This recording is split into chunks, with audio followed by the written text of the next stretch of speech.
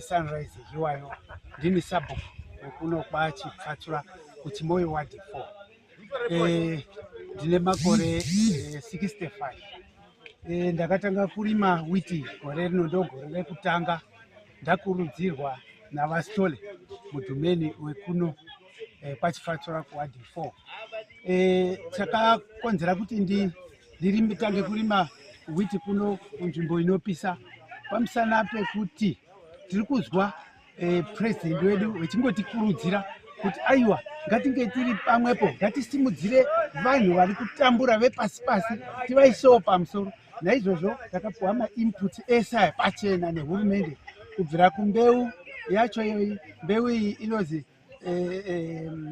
HC Selena yatakapiwa iyoyi.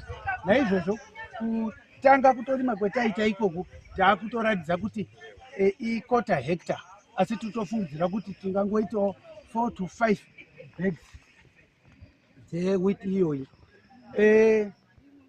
Zviri kutifadza zvikuru ngekuti kubocha kwetiri kuno inzvimbo inopisa, asi naizvozvo kubudikidza nepresidential mainputs etinopiwa nehurumende ndiwo angoti aiwa tinopiwa zvese pachena, ko chiko tinotesiwa kuti tisasumukira.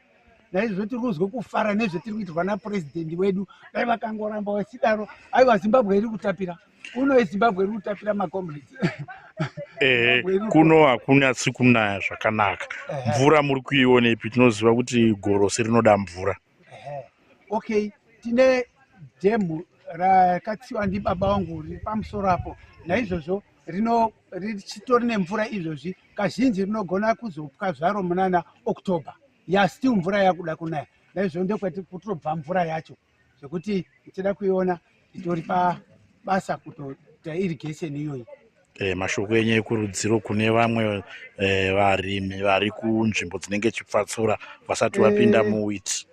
Chokwadi chiripo hama dzangu, kana tiri kubatsirwa nehurumende zvinhu zvese pachena, ndiri kukurudzira vanhu vese, tingatoti senyika yese, kuti kana tichipuwa zvinhu pachena nehurumende chiko chiri konzera chiko chiri zotipa urombo. Naizvozvo ndiri kukurudzira kuti tese ngatijoinewo titeedzere zvirudiwa nemadhumeni edu. Chitikurudzira kurima ikoko ndokuti tibudirire. Hatigoni kuti tibudirire kana tisikateereri zvinotaurwa nehurumende. Plus tingada kubatsirwa kwakadiko, hama dzangu, toda kubatsirwa kwakadiko zvetiri kuitirwa napurezidendi. Naizvozvo tiri kukurudzira vanhu kuti tese tibatane, tione kurima, tione kusimukira. Plus pane imwe nyaya iri ndaida kuti ndizivise vanhu vese yakafanana kuti seinini Sabhuku nditori lead farmer. Tiri kukurudzira vanhu kuti ngatibatane, tino mvura iriko maningi, gore rino rakanaya. Zveranaya tine dambudziko revanhu vari kuti izvo mvura yakatowawandira mumagadheni mwavo, wototadza kutorima witi iya. Right, gore rekusikanai votaura zvekuti mvura haina kunaya. Saka tiri papi? Naizvozvo ngatibatane tione kusimudzire nyika yedu. Nyika inovakwa nevene vayo. Ndinonzi Maidliwayo, ndiri kwaChipfatsura. Takatanga kurimawo koroni gorosi gore rino, tichibatsirana semhuri, tichiita kurima kwakanaka kwataibatsirwa nemadhumeni. Zvinhu zvacho tichinzwawo mumaredhiyo, tichiteerera, tichifamba zvakanaka. Saka gore rino tiri kutaura kuti tichawana gorosi rakati wandei nekuda kwekurima uku. Ende zvakutotibatsira kuti hatichatombotsvagi chingwa kubva kumadhorobha. Mwana wakungouya, chingwa chedu tinenge tinacho zvekutibatsira mhuri kana kutobatsirawo nenharaunda kuti vawane chingwa chinenge chiri padhuze nesusu. Saka tiri kufara kuti tichawana gohwo rinenge riri nani gore rino sezvo tatangawo kurima koroni gore rino. Ndonzi Solomon Marangi, ndiri Mamurwira village muTakazwa ward 17. Ndekekutanga kurima witi ndakapiwawo mbeu nemafertilizers. Ndakapiwa D chikamu ichi ndakasima ne D, ndakapiwa 1 bag.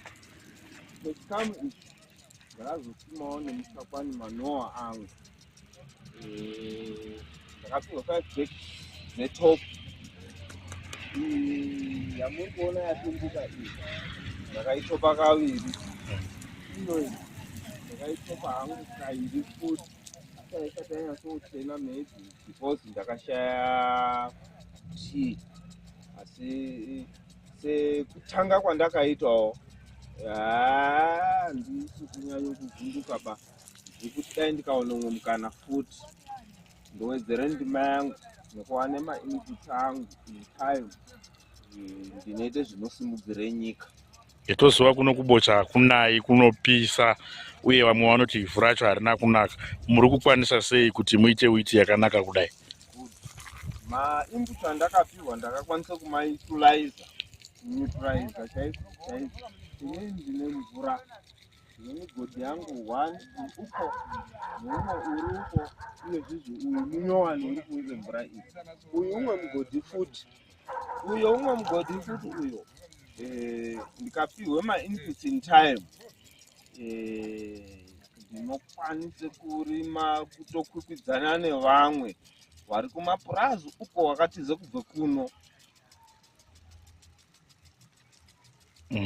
Mashoko enyu amunawo ekukurudzira vamwe kuti vapindewo muwiti wemuno mubocha? Mashoko angu andinawo ndeokuti vanodopinde muwinter cropping wheat iyi ngawasakuruke madhumeni, vachipihwe mainputs akakwana otengese mainputs, onyepa kuti takarima otengesa. Aiwa, zvakashata izvi. Ayo, kunze kwewiti chii chimwe chamunoshandisa irrigation yenyu kudiridza?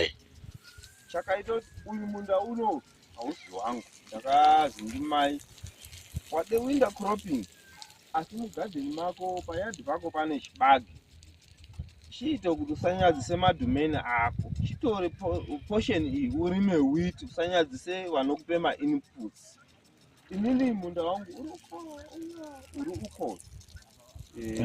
Ndido kukurudzira kuti inini zvese ndinorima, zvese zvinonzi chii? zvese ndakabve kutopupure chibage last week.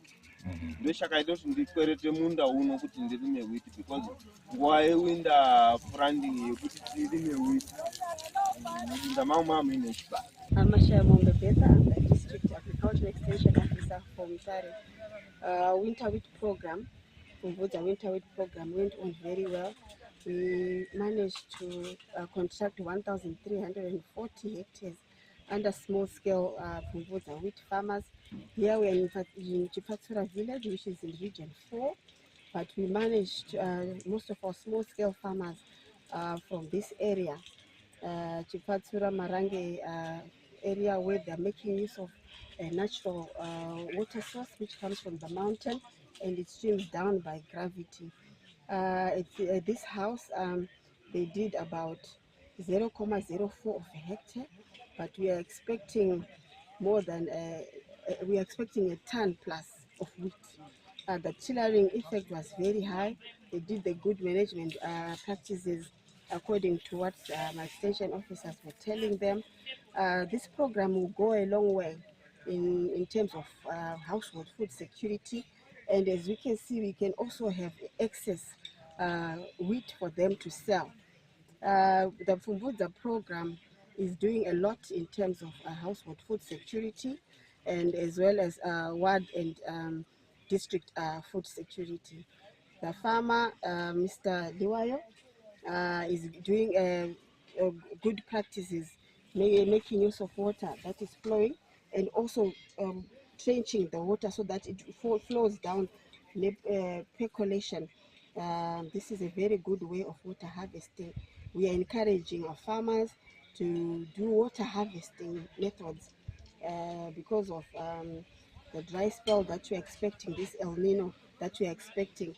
So once farmers have this practice of harvesting water, we know that the cropping season will be successful.